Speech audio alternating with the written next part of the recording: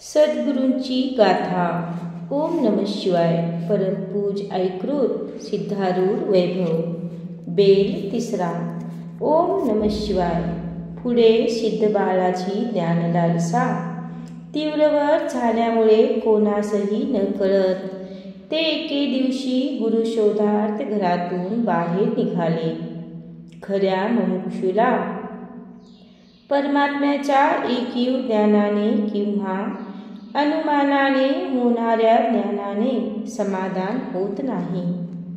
कोकिळेच्या आवाजात जरी माधुर्य असले तरी तिचा कंठ फुटण्यास जसा वसंत ऋतू यावा लागतो त्याप्रमाणे मनुष्याजवळ ज्ञान जरी उपजत असेल तरी ते फलद्रूप होण्यासाठी त्याला सद्गुरूपासूनच चालना मिळावी लागते. मनुष्य जन्माला येण्यापूर्वी त्याला पाषाण, वनस्पती, जलचर, पशु, पक्षी हे सर्व जन्म फिरावे लागतात. त्या प्रत्येक जन्मातील संस्कार मनुष्याच्या अंगी वास करून असतात. त्यांचा नाश झाल्याशिवाय मनुष्याला देवपण लाभत नाही. तीर्थ, व्रते, दान, जपादी साधने कितीही केली तरी गुरूंच्या मार्गदर्शनाशिवाय मनुष्याला संस्कार बंधनापासून सुटता येत नाही. वास्तविक सुख अंतर्यामीच आहे, पण स्वार्थाने भारून टाकल्यामुळे मनुष्य सुखाला पारखा झाला आहे.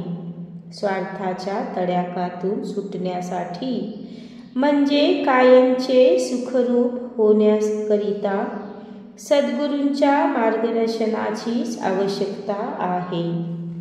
मासा अहोरात्र पाण्यात राहतो, परंतु कोलाटी मारल्याशिवाय त्याला त्याची तहान भागवून घेता येत नाही. तद्वत जीवात्मा जरी वस्तुतः आनंदरूप आहे तरी वृत्ती अंतर्मुख केल्याशिवाय त्यास आनंदाचा अनुभव घेता येत नाही. वृत्ती अंतर्मुख होण्यास सद्गुरूंच्या मार्गदर्शनाचीच जरुरी आहे.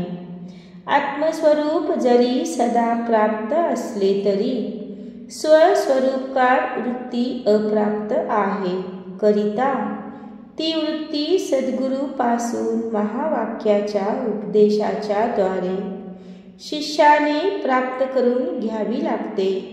मात्र गुरु केवळ क्षत्रिय किंवा ब्रह्मनिष्ठ असा एकदेशी नसावा, कारण अशा गुरूंच्या बोधाने अज्ञानाचा समूळ नाश होऊ शकत नाही. करिता गुरु क्षत्रिय ब्रह्मनिष्ठ दयेचा सागर, केवळ लोकांच्या कल्याणासाठीच झटणारा, पैशासाठी, कीर्तीसाठी अगर कोणत्याही हेतूसाठी आपल्या ज्ञानाचा विक्रय न करणारा असाच असावा, तरच त्याच्याकडून शिष्याच्या परम भवभ्रमाचे निरसन होते. क्षत्रिय गुरु म्हणजे शास्त्रज्ञ पुरुष, स्वतःस अनुभव नसताना दुसऱ्यांना शास्त्रार्थ सांगणारा. तो म्हणजे एखाद्या आंधळ्याने एखाद्याला नदी पार करतो असे म्हणावे, त्याप्रमाणे समजावा. केवळ ब्रह्मनिष्ठ गुरु म्हणजे स्वतः ब्रह्मस्थितीचा अनुभव घेतलेला पण दुसऱ्यांना योग्य प्रमाणे पटवून देण्यास असमर्थ असलेला. तो म्हणजे एखाद्या पांगळ्याने एखाद्याला नदीपार नेतो असे म्हणावे, त्याप्रमाणे समजावा. ब्रह्मनिष्ठ व श्रोत्रिय गुरु म्हणजे स्वतः परमात्मानुभव घेऊन दुसऱ्याला युक्तिप्रयुक्तीने पटवून देऊन त्याचा ब्रह्म नाहीसा करण्यास समर्थ असलेला असा पुरुष म्हणजे डोळस व पायाने चांगला सदृढ असून त्याला उत्तम पोहताही येते, त्याला एखाद्याला नदी पार करतो असे म्हणावे. त्याप्रमाणे समजावा. अशा गुरूची सुदैवाने जरी गाठ पडली तरी पतिव्रता स्त्री जशी पतीलाच सर्वस्व मानते तद्वत गुरु म्हणजे आपले सर्वस्व. गुरु वाचून अन्य दैवत नाही असे मुमुक्षूचे ठाम मत झाले पाहिजे. कारण गुरूंच्या ठिकाणी शिष्याचे प्रेम परिपूर्ण केंद्रित झाल्याशिवाय गुरुकृपा होत नाही. धौम्य ऋषींच्या जवळ उपमन्यू नावाचा एक शिष्य होता. तो रोज एक वेळ मिष्टान्न सेवन करून गुरुगृही गुरे राखण्याची सेवा करीत असे. एके दिवशी त्याला गुरु म्हणाले, उद्यापासून रोज भिक्षा आणली की तू माझ्या पुढे ठेवीत जा. त्याप्रमाणे गुरुने आधी भिक्षा घेतल्याशिवाय अन्नातील अपवित्रता नाहीशी होत नाही. बरे म्हणून उपमन्यू त्याप्रमाणे करू लागला. परंतु त्याने आणलेली सर्वच भिक्षा गुरु सेवन करू लागले. त्यामुळे भुकेची शांती करण्यासाठी उपमन्यू दुसऱ्यांदा भिक्षा आणून जेवू लागला. हे गुरूंना कळल्यावर त्यांनी त्यांचे भिक्षेला जाणेच बंद केले. त्यावर तो गायींचे दूध द्रोणाभर पिऊन राहू लागला. एके दिवशी गुरु म्हणाले, ते दूध घेतल्यावर ते उच्छिष्ट होते असल्याने यथार्थ ते निरुपयोगी ठरते. म्हणून तू उद्यापासून गायीचे दूध घेत जाऊ नकोस. अशा तऱ्हेने गुरूंनी कित्येक दिवस त्याला उपवास करावयास लाविले. तरी त्याच्या मनात गुरुविषयी किंचित देखील अनादर किंवा तिरस्कार उत्पन्न झाला नाही. पुढे तो वासराने गायीचे दूध प्यायल्यावर तो त्याच्या तोंडातून फेस गाळतो तो ते सेवन करू लागला.